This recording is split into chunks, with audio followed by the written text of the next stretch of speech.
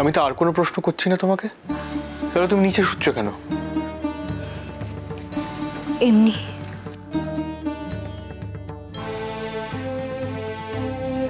নিচে সবার সামনে আমাকে ছোট করে তোমার মন ভরেনি না? এখন এখানে এসে ঘরে এসে ড্রামা করছো। আমি তোমাকে কখনো ছোট করতে চাইনি। আমি নিচে শুচ্ছি, তুমি না বললে এই ঘরের বাইরে কি কেউ জানতে পারবে? দেখো ভালো লাগছে না, অশান্তি বাড়িও না। যেভাবে আমার পাশে শো, অন্তত রাতটুকু। না, আমাকে নিচেই শুতে হবে। কারণ দরকার আছে। এই নিয়ে কোনো প্রশ্ন করো না আমাকে। তোমায় কি কি নিয়ে প্রশ্ন করতে পারবো না একটু বলে দেবে প্লিজ? নাকি কোনো কিছু নিয়ে প্রশ্ন করা যাবে না? ও বুঝেছি, তোমাকে প্রশ্ন করা মানে বিব্রত করা, কারণ তুমি তো আমার কোনো প্রশ্নের উত্তর দেবেই না। আর আমি তো ভুলেই গেছিলাম যে এখন আমি আর তোমার যোগ্যই নই।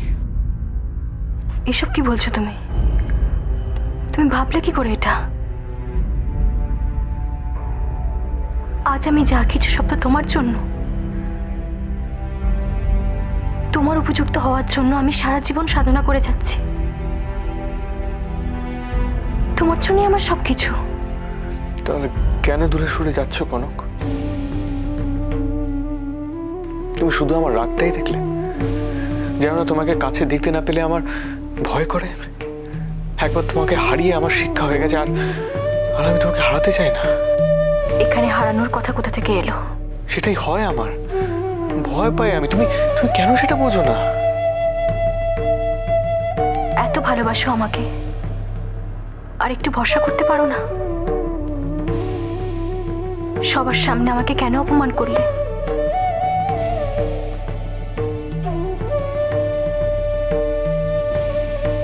তুমি স্টুপিড বলে তাই। ঠিকই বলেছ, সত্যি আমি স্টুপিড। ঘরের বউ, আমার তো আত্মসম্মান বোধ থাকতে নেই না? এসব কি বলছো তুমি? আমি সেরকম কিছু মিন করিনি। যা করেছো ভালো করেছো। এই নিয়ে কথা না বাড়িয়ে শুয়ে পড়ো।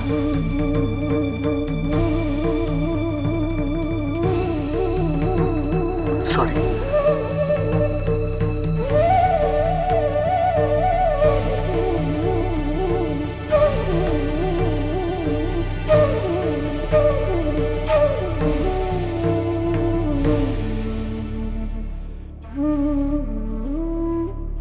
আমি যতদিন না নিজেকে নির্দোষ প্রমাণ করছি, তোমার কাছে আসবো না।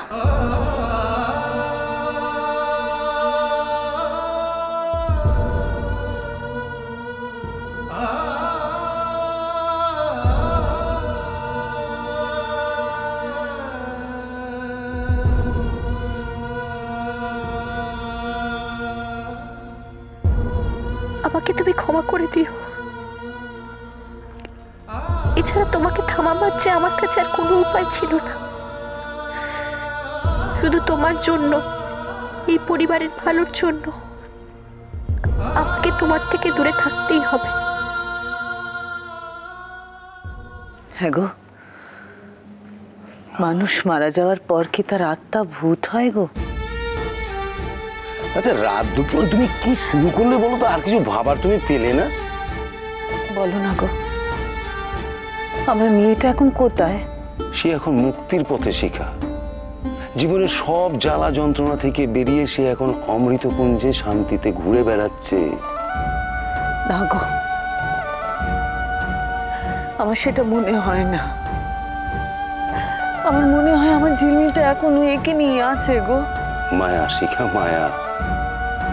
জীবনের মায়াজাল তোমাকে এখনো ওকে ভুলতে দিচ্ছে না, তাই তুমি ওর কথা এখনো ভেবে যাচ্ছ। তার মানে তুমি কি বলতে চাইছো? জন্ম হচ্ছে বন্ধন, আর অসংখ্য বন্ধনে জর্জরিত হয়ে চলার নামই হচ্ছে জীবন। আর মৃত্যু, মৃত্যু হলো সেই সব বন্ধন থেকে মুক্তি। আচ্ছা পুরোহিত মশাই, মারা গেলে কি সবাই মুক্তি পায়?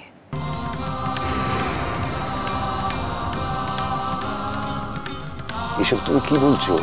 বলো না গো পুরোহিত মশাই, আমার আমার ঝিলমিলটা কি মুক্তি পেয়েছে? না, মানে সেটাই তো পাওয়ার কথা। আচ্ছা, তুমি এইসব আজে বাজে কথা কেন জিজ্ঞেস করছো?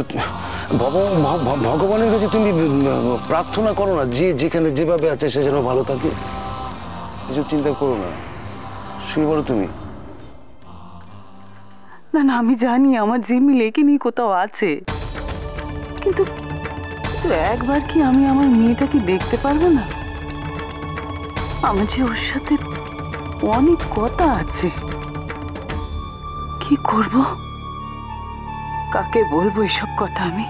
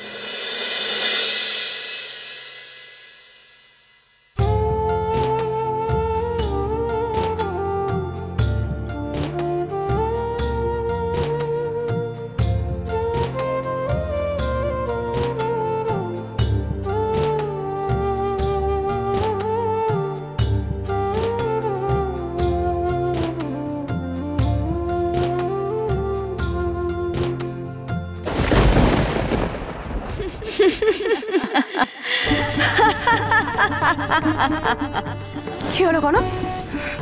কি এসব? হ্যাঁ, ঠাকুরের সিঁদুর মা। আমি ভেবেছিলাম সবার মঙ্গলের জন্য বাড়ির দরজায় দরজায় দেব, কিন্তু এটা সর্বনাশ হয়ে গেল। ঠাকুরের সিঁদুর মাটিতে পড়ে যাওয়া মানে তো এই তো ঘোর অমঙ্গলের ইঙ্গিত ছোট বৌদি।